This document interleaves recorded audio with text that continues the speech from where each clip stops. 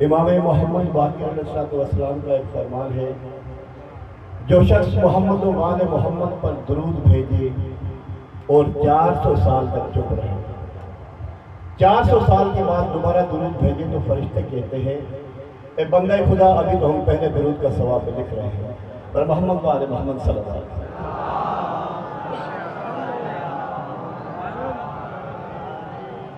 نعرہ تکبیر، نعرہ تکبیر، نعرہ رسالت، نعرہ رسالت، نعرہ حیدری۔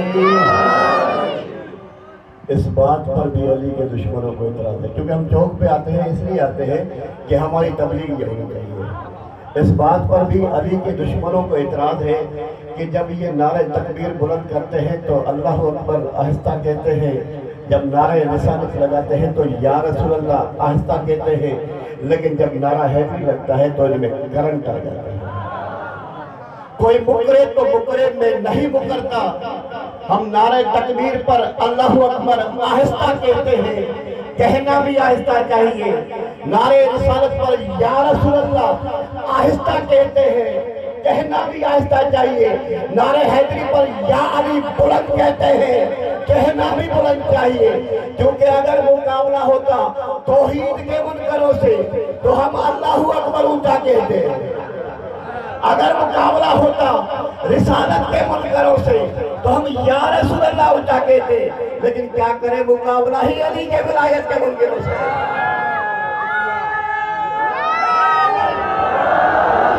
سلامت رہیں، آباد رہیں۔ ٹائم محدود ہے میرے پاس، اور انشاءاللہ میں کوشش کروں گا اپنے اس مختصر ٹائم میں آپ میرا ساتھ سے مجھے پڑھنے میں مزہ آئے اور آپ کو سننے میں مزہ آئے۔ اعوذ باللہ من الشیطان الرجیم، بسم اللہ الرحمن الرحیم، فاذکرونی اذکرکم واشکروا ولا تکفرون۔ صلی اللہ علیہ وسلم۔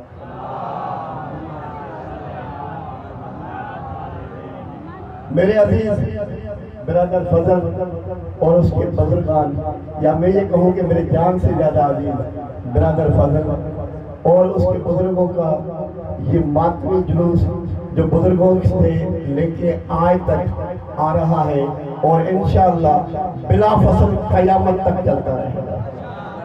اس کے بعد پوچھنا یہ تھا کہ مسلمان کون ہے اور کافر کون ہے۔ بہت بڑا لمحہ فکریہ دے رہا ہوں، مسلمان کون ہے اور کافر کون ہے۔ بیٹھیے، سوچئے اور اس پر غور کیجئے کہ آج کے دور میں مسلمان کون ہے اور کافر کون ہے۔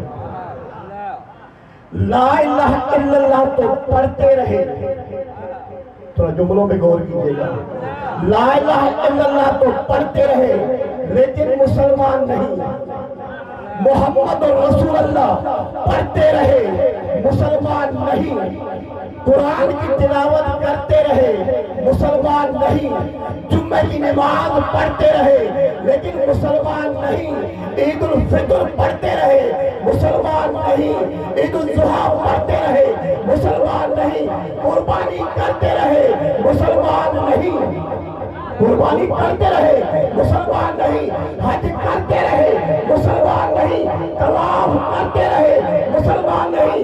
آج ایک اور لمحہ فکریہ دیتا ہوں، پوری اس عالم اسلام میں 2 ارب کلمہ پڑھنے والے، کتنے؟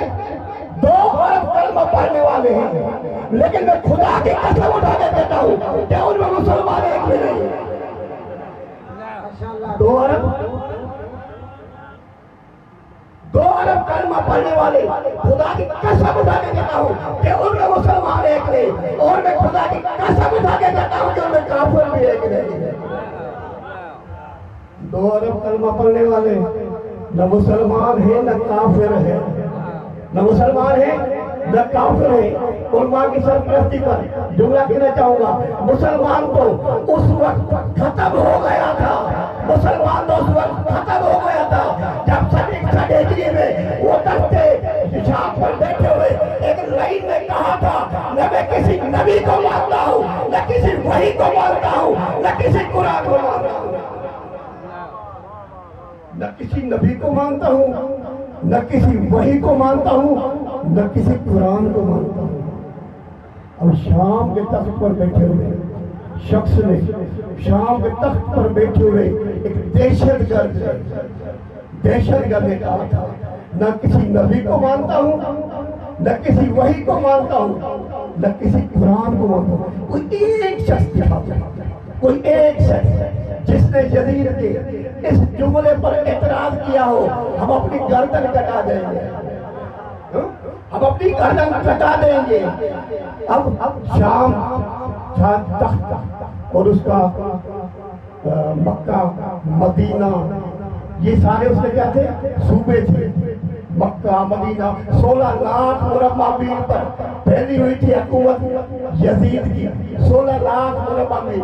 آج کے دور میں اگر کسی کے ساتھ ناجائزی ہوتی ہے تو ہم کیا کرتے ہیں؟ میران ہائی وے بند کر دیتے ہیں، نیشنل ہائی وے بند کر دیتے ہیں. کسی نے بھی اعلان نہیں کیا، کسی نے بھی بغاوت نہیں کی. صرف ایک شخص چیخا، چیخا کر جا بولا اے یزید کہ تو نے نبیوں کو لاوارث سمجھا ہوا ہے. اے یزید میں کربلا آ رہا ہوں، اے یزید میں کربلا آ رہا ہوں. حسین نے تاغوتی لشکر پہ اپنا گھٹنا رکھ کر اپنے خون سے کربلا میں اعلان کر دیا اشہد ان لا الہ الا اللہ. تو آج کے دور میں کسی ولی نے کہا حقا کے بنا لا الہ الا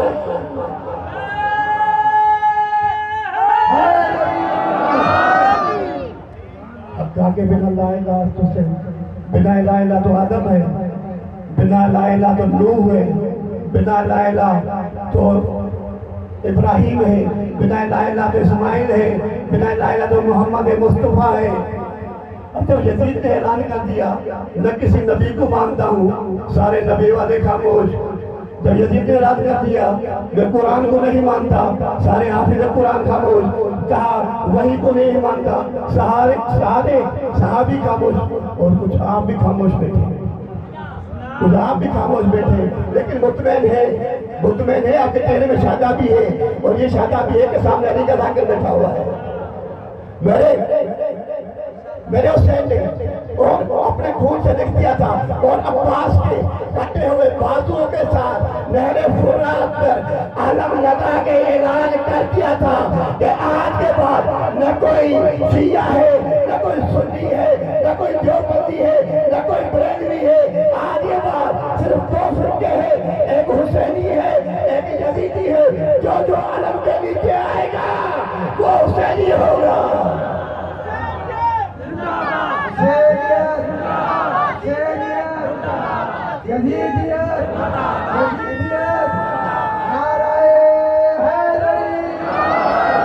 علم ہے اسلام کی نشانی. اور میرا ٹائم بہت محدود ہے. اپنے روح پر ایک جملہ کہوں گا، اپنے روح پر کہ شیعہ کو امام بارگاہوں تک محدود کر دو، شیعہ کو امام بارگاہوں تک محدود کر دو. میں مسلمانوں کو قسم دیتا ہوں کہ تم یہ بتاؤ کہ میرے رسول نے حسن و حسین کو اپنے کندھوں پر سوار کر کے مدینے کی گھڑیوں میں گھومتے تھے یا گھر میں گھومتے تھے؟ اگر تم یہ ثابت کر دو کہ میرے رسول حسن و حسین کو اپنے کندھوں پر اٹھا کے گھر میں گھومتے تو ہم اپنے یہ جلسے جلوس امام بارگاہوں تک کرتے. لیکن میرے رسول نے مدینے میں گلیوں میں گھوم کر ہمیں یہ اجازت دے دی کہ تم بھی اپنے جلوس روڈوں پر لے کے آؤ. اور ایک اور اعلان، میرے رسول جب مدینے کی گلی سے گزرتے تھے تو ایک عورت تھی جو ان پر کوڑا پھینکتی، کچرا پھینکتی. ایک دن پھینکا، دوسرے دن پھینکا، تیسرے دن پھینکا. کسی صحابی نے کہا یا رسول اللہ وہ باز نہیں آتی، آپ ہی باز آ جائیے، آپ ہی روٹ چینج کر لیجیے، آپ ہی روٹ چینج کر لیجیے. اگر دنیا والے یہ بتا دے کہ میرے رسول نے اپنا روٹ چینج کر لیا تھا تو ہم شیعہ بھی اپنا روٹ چینج کر لیتے. ہم اس روٹ پر ایک انچ پر اپنے بچے قربان کر دیں گے لیکن اپنا روٹ نہیں چھوڑیں گے.